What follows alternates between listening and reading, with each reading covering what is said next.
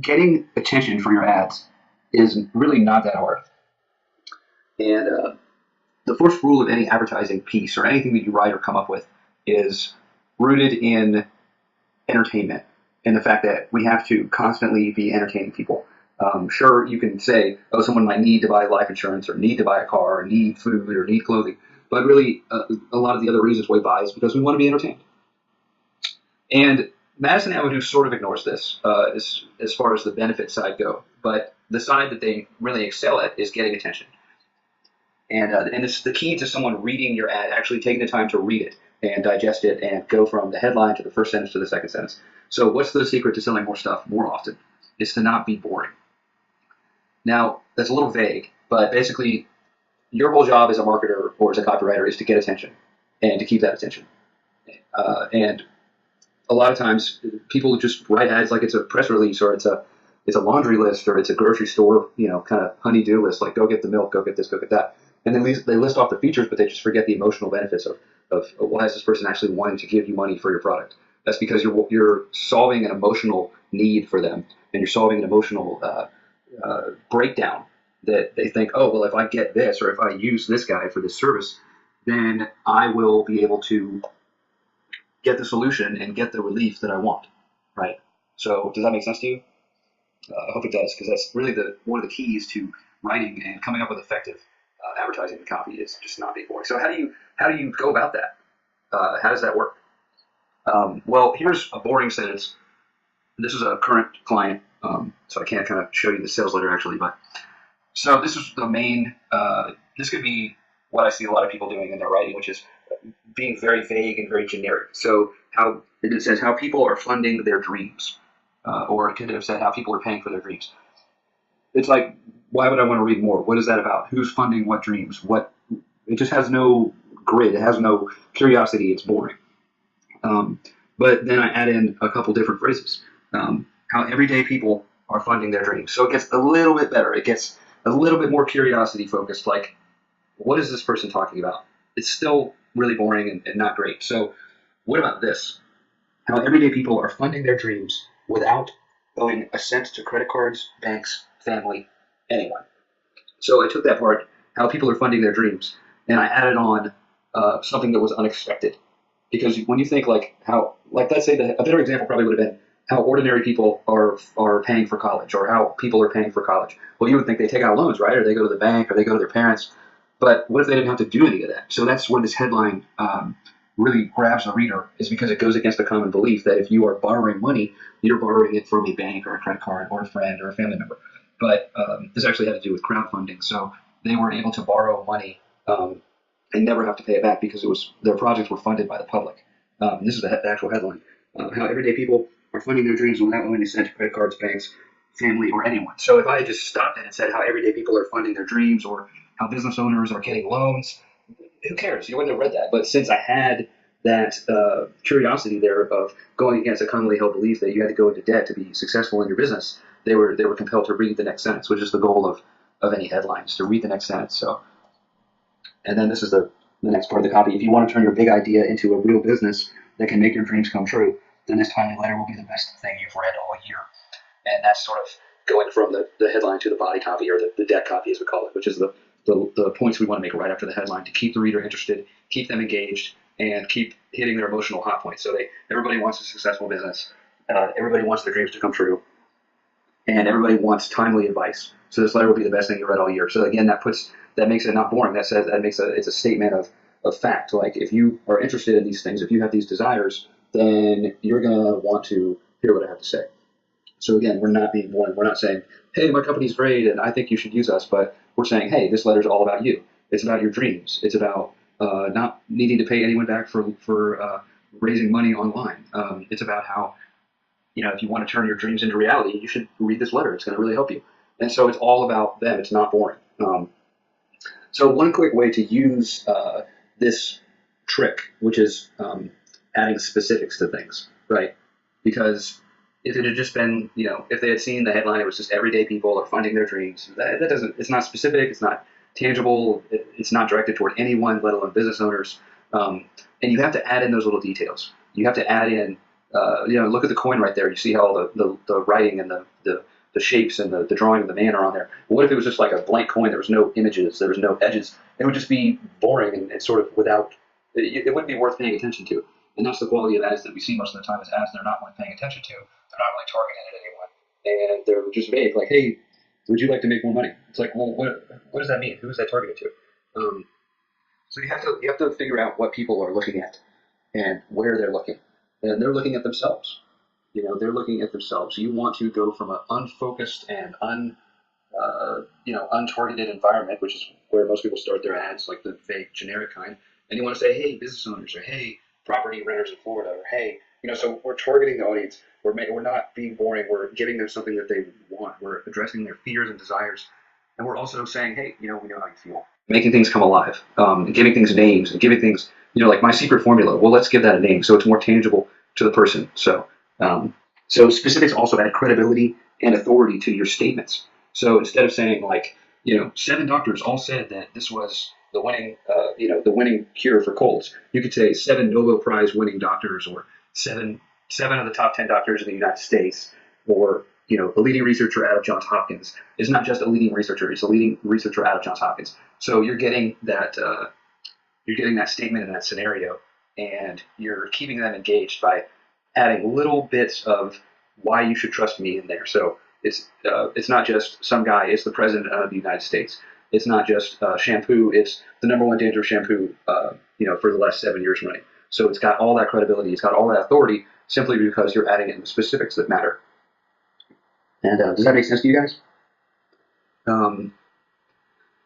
Also, numbers are very hard to ignore. They build that trust and that credibility factor. Because the hardest thing about writing an ad is building the trust in your statements and building. It's like, why should I listen to you? Why should I pay attention to you? That's why I started this webinar off with sort of who am I? Why should you pay attention to me? Because that makes you trust me more. That makes you build an emotional bond with me.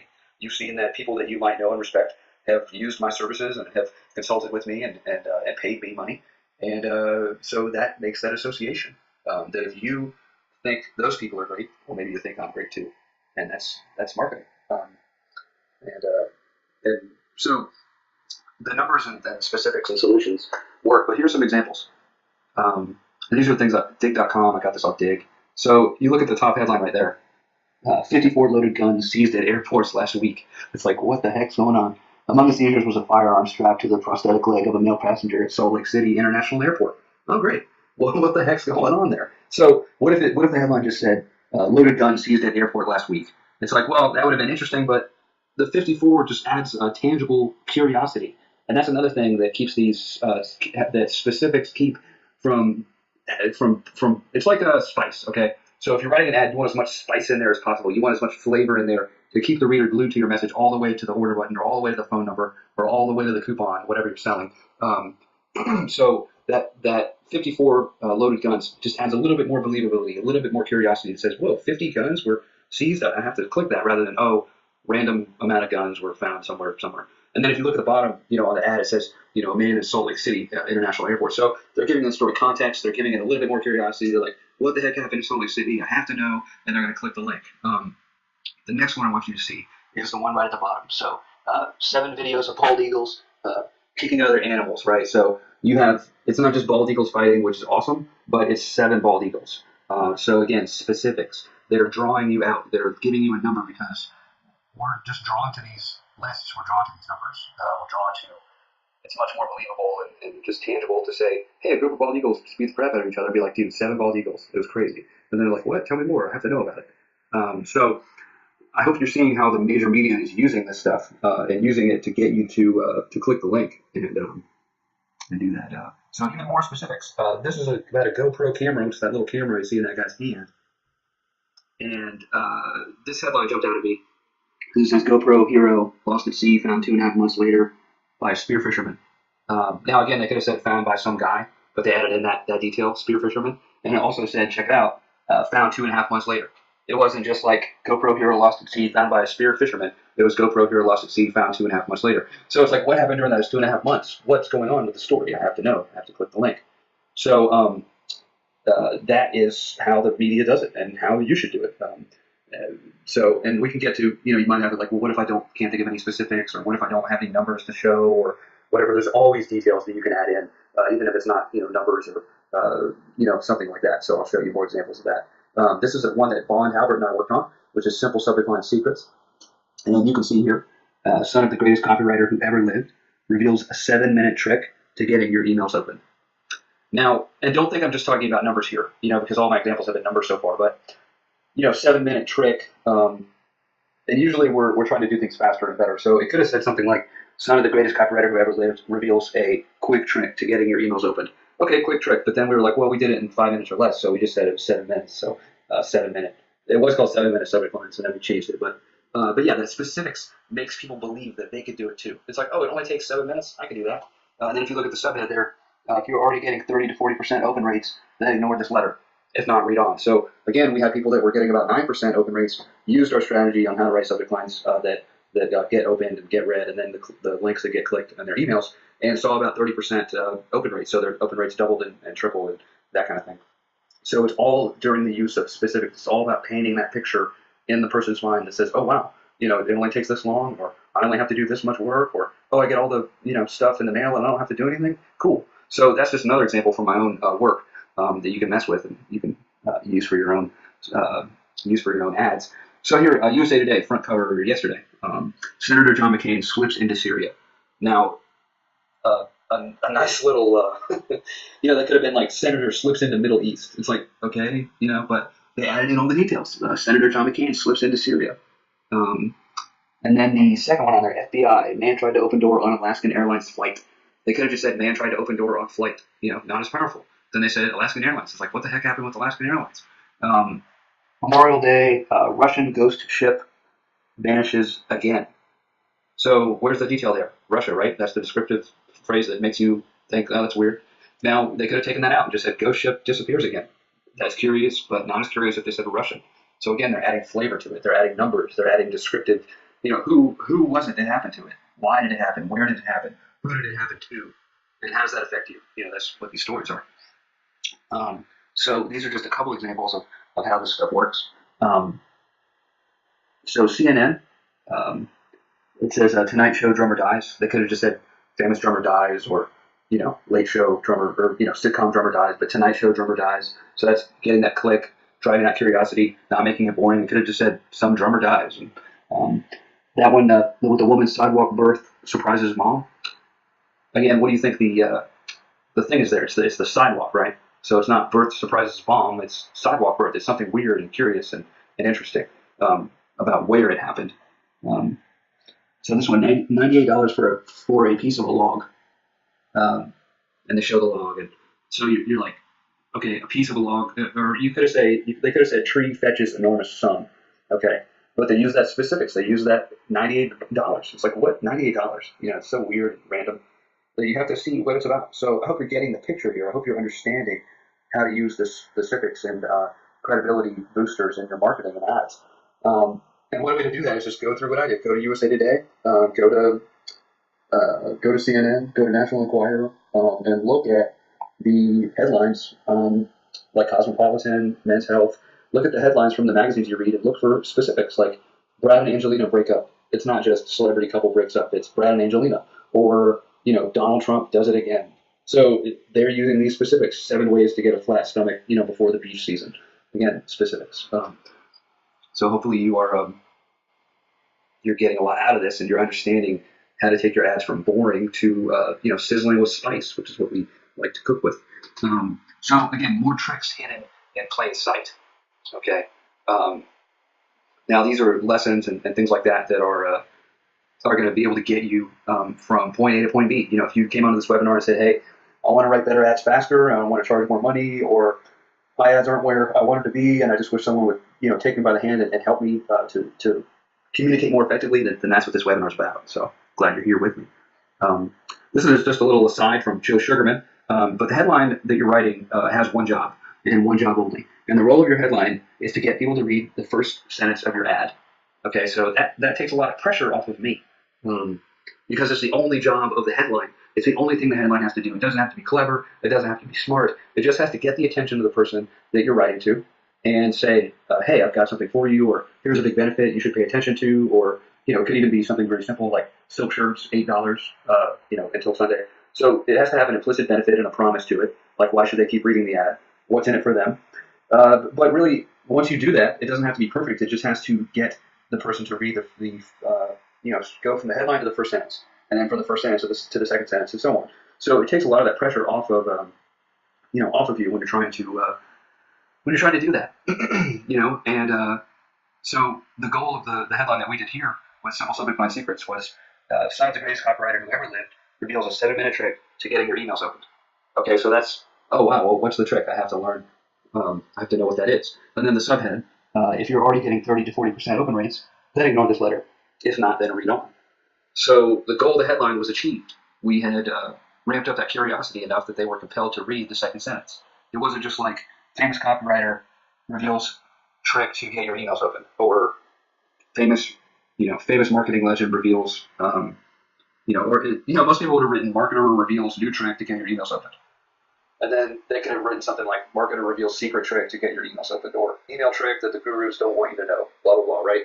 But we added in that specifics and that promise of son of the greatest copywriter who ever lived. So again, that implies that if they read this, that they're going to learn something, a depth of knowledge or a secret or a trick from one of the most persuasive people, on the planet, Bon Howard, and using the knowledge that he gained from his dad, Gary Howard. So reveals a 7-minute trick to getting your emails opened. So not only did we imply that they were going to learn something, but we went ahead and told them what they were going to learn, or at least how it was going to work. And then the first sentence does the rest of the job for us. If you're already getting 30 to 40% open rates, then ignore this letter. So again, we said if you are, the implied statement is if you are already getting these things, if you're already seeing these type of results, which we are, then you don't have to read this. But if not, then you might want to check it out. So that's sort of how that greased slide works. What Joe Sugarman called the grease slide. Again, this is another headline from a product that is coming out. Finally, land your dream job without a paper resume. So what could that headline have been? That could have just been finally land your dream job, right? Okay, well, it's sort of an implied benefit that if they read on, they're going to learn how to do their dream job, but not really. And then we added without a paper resume. So it's like, whoa, how does that work? How do you land a dream job, or any job for that matter, let alone the one that I want, without the resume?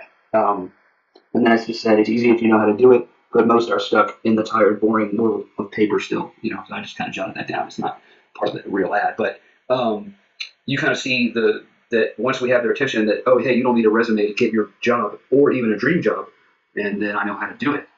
You're getting them to read from the headline to the first sentence and using the tricks that I showed you. And so the third thing that I want to talk to you about, we talked about how to not make your ads boring. We talked about how to get on the grease slide and sort of take them from the headline to the body copy by giving specific benefits in your headline that relate to what they're looking for. And so the third thing that I want to talk to you about is write how people talk. And by that I mean your English teacher, any kind of literature that you've, how to write this, how to do that, any kind of thing like that has been usually dead wrong in, getting you to buy and getting you to take that challenge there and that action there. Okay, and so this is the portion where the words that you use and the phrases that you use and the tone that you use makes a big difference. So, how folks talk. If you noticed Obama, a lot of times Obama, instead of saying people, he said folk. He says folks all the time. Folks. Hey, these folks or those folks. So it makes them think that, that America's still like a quaint place and this is how people talk and, this is how people, how we communicate. So, imagine this. Imagine if I was sitting next to you in a bar or, on a relaxing island somewhere and talking to you. You'd feel more relaxed, right? Because it's in a relaxed environment. Rather than if I was in a suit and you were in like your shorts and a t-shirt, I wouldn't be relating to you, right? I would be the opposite of you. So we're always trying to mimic what we want the other person to feel comfortable with. And some of these phrases do that. So jerk around. King's ransom, which I love to use. Save my bacon. So these are colloquial phrases and terms that you hear in everyday conversation, or at least in the writing of good copywriters and people that write ads. So the first one, don't jerk me around. Don't jerk my chain. So it's like if someone says, hey, I've got a great deal on tires for you. If you order right now, then we'll replace all your tires for life. And you'd be like, dude, don't jerk me around. That can't be real. So that's how people talk, right? Or I really felt taken advantage of, jerked around. They did a number on me. These terms and phrases are peppered through great copywriters' ads and emails because they work, and that's how people they say a lot with not saying very much. You can say much more with fewer words using these phrases than you can with a whole run-on sentence. And they're much more emotionally pleasing, and they're much more just direct, and they just get to the point, Save my bacon. That one up there, just go back for a minute. King's Ransom. I love that one. Like, well, we made a King's Ransom, or, if you order right now, chances are you could, double your money and make a King's Ransom. And Bond makes fun of me in that one, but I don't really care because I like doing it. So, and then Save My Bacon. Like, that mortgage, had it fallen through, it would have been disastrous. The move by Congress to lower interest rates really saved my bacon, right? So everyone knows what that means. It means that, you didn't get all messed up in the process of your loan and your mortgage. So 1 red cent, that's one that I use a lot, is, you don't have to owe 1 red cent, or if you don't like this product, send it all, for this reason or any reason, send me your money back. You don't owe me 1 red cent or 1 thin dime. It's just, again, descriptive phrase. It's how people talk. Miss the boat and needle in a haystack. So, if you don't order this right now, you're going to miss the boat, and then everyone's going to have great ads, and you're just going to have poop on your face, and you're a terrible person. You don't want to miss the boat on this. So that's, one giving you ways to use these. Needle in a haystack, everybody knows what that means. What's wrong with this picture? So again, these are kind of transition phrases in a way. So you could say like, wow, Lawton Chiles' course is delivering so much value right now. It's like, what's wrong with this picture? Every other webinar I'm on, it's just boring, and I don't learn anything, and I can't take what I've learned and immediately put it into practice. But with Lawton's webinars, I can, and that's why he's awesome. So yeah, so that's how you use that example. Let me tell you. So let's say you had a horrible experience. Like, man, Lawton's terrible. Like, let me tell you. He just treated me horribly, and he promised me all this stuff on his webinar, and then he didn't deliver. I hate him. I'm going to find him and put his family on a milk carton. Let me tell you. So you won't believe the value that I got, or you won't believe the raw deal that I got, and I was just totally screwed and taken advantage of. And these auto repair mechanics are horrible. So, you won't believe. You won't believe what happened. You won't believe the deal I got. You won't believe the day I've had. I was like, oh, dude, that's sort of how people talk. So even incorrect grammar and phrasing works from time to time. And my blood was boiling. It's like, dude, my blood was boiling. Like, I tried to get my money back from the movie, and I couldn't. And they charged me like 4 times in a row accidentally, and then I wanted to leave, but I couldn't. And I couldn't get out, and my blood was boiling. I was so mad. So that's some of the colloquial phrases and terms of writing how people talk. Bad blood, like Bond Halbert took all my money, and now there's bad blood between us. Like, hate that guy. So yeah, he did take my money. It's true. So these are how folks talk, regular phrases. You put these in your writing, and in your, every paragraph, there's probably a couple colloquial phrases or two in my writing, and kind of transition phrases.